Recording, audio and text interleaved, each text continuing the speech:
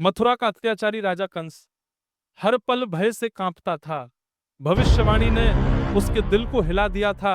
देवकी का 8वां पुत्र ही उसका संहार करेगा। भय के अंधकार में डूबे कंस ने राक्षसी पूतना को आदेश दिया, जा उस बालक को ढूंढ और समाप्त कर दे। सुबह का समय था। गोकुल में गायों की घंटियां बज रही थीं। गोपियां आंगन में गीत गा रही थीं। नंद भवन में नन्हा कृष्ण अपने छोटे छोटे हाथ पांव हिलाकर सबको मोहित कर रहे थे। चारों ओर आनंद ही आनंद था। लेकिन तभी वातावरण में एक अजीब सी सिहरन दौड़ती है। गांव की गलियों से एक दिव्य सुंदरी प्रवेश करती है। उसके चेहरे पर मुस्कान थी, पर आंखों में क्रूरता की चमक छुपी थी। वही थी पूतना, जिसने मायावी रूप धारण किया था।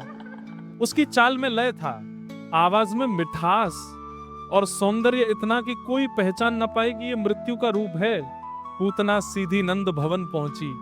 यशोदा मां ने उसे देखा और साधारण दयालु स्त्री समझकर नन्हे कृष्ण को उसकी गोद में सौंप दिया। कृष्ण की आंखें चमकी, मानो उन्हें पहले से ही पता हो कि यह कौन है।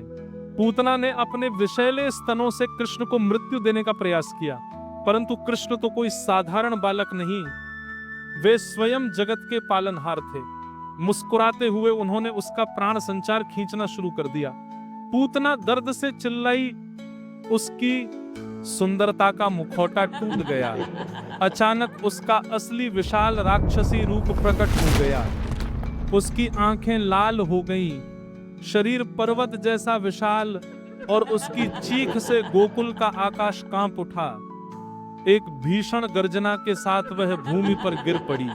लेकिन कथा यहीं समाप्त नहीं होती। नन्हे कृष्ण की करुणा से उसका पाप धुल गया। राक्षसी देह से उसकी आत्मा बाहर निकली और दिव्य ज्योति में बदल गई। देवगण प्रकट होकर कहने लगे, धन्य है वह जिसे बालक रूपी भगवान ने स्वयं मोक्ष प्रदान किया। पूतना का पूर्व जन्म में राक्षसों के राजा बलि महाराज की पुत्री थी। उसका नाम रत्नमाला था। जब भगवान श्री कृष्ण ने वामन अवतार लिया और बलि महाराज से 3 पग भूमि दान में ली, तो रत्नमाला ने भगवान वामन के रूप को देखा और उन्हें पुत्र रूप में प्राप्त करने की इच्छा की। इस इच्छा के कारण भगवान श्री कृष्ण ने उसे यह वरदान दिया कि वह उनके साथ मातृत्व का अनुभव करेगी। यह पूतना का पूर्व जन्म था, जब उसने भगवान को मां बनने की गहरी इच्छा की थी। उसी मातृत्व भाव के कारण उसे यह अवसर मिला।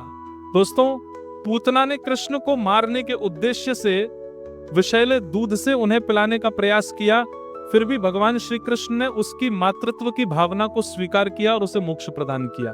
भगवत गीता में भगवान श्री कृष्ण ने कहा है, नहि देह भृता शक्यं त्यक्तुम कर्माण्य शेषतः यस्तु कर्म फल त्यागी सत्यागीत्यभिधीयते। अर्थात जो व्यक्ति अपने कर्मों के फल को त्याग देता है वही सच्चा त्यागी कहलाता है। पूतना ने अपने कर्मों के फल को त्यागते हुए भगवान की शरण में आने का प्रयास किया और भगवान ने उसकी इस भावना को स्वीकार किया। कृष्ण जी की मुस्कान और करुणा से यह स्पष्ट होता है कि जो भी उनकी शरण में आता है, चाहे शत्रु ही क्यों न हो, वह भी उनके चरणों से मुक्ति पाता है।